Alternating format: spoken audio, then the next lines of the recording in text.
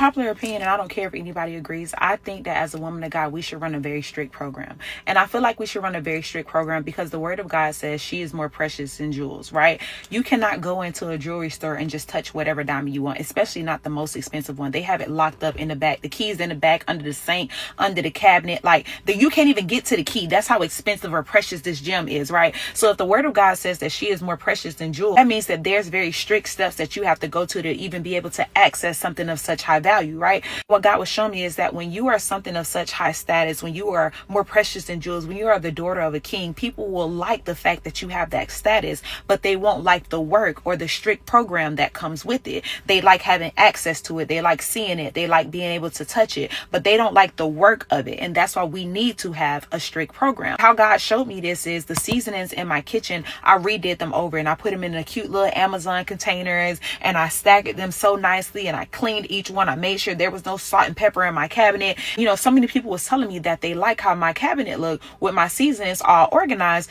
but then somebody came in and used the seasoning and they put one of them back out of place.